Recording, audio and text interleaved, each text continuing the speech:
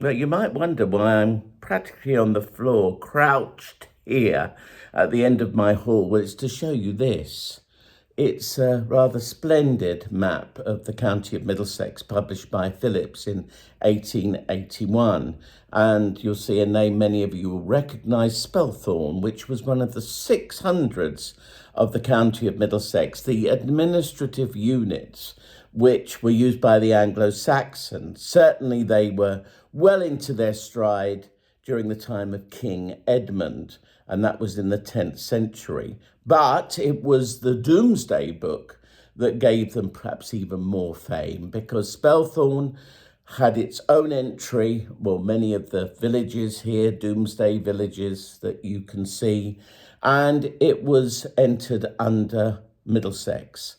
Now, the reason I want to start a few of these little videos is because we are proposing that the new council that comes into being in 2027, which is centred on West Surrey, this new local authority, we want to add the name and South Middlesex, and here's South Middlesex.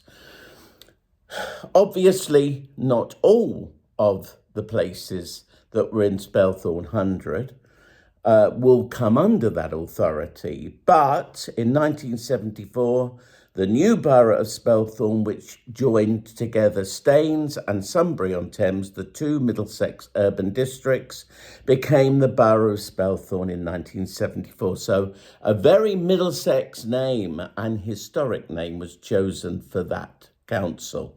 Well, that's going to be abolished along with Surrey County Council in 2027.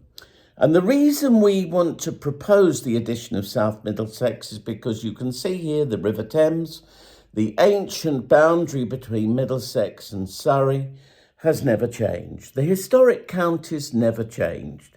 We have that confirmed by various governments over the ages. However, it's rather sad to me that some people think it's a political thing. It is not.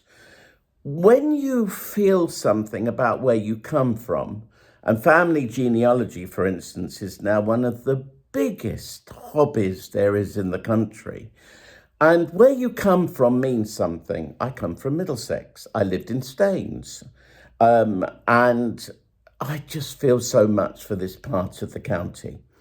And whatever political persuasion you are, it doesn't matter, because we are talking here identity, history, heritage, and it goes a very long way back. So maybe you will join me on this journey where we'll get a few facts straight, because there's a lot of facts out there which I think a lot of people these days would call fake news.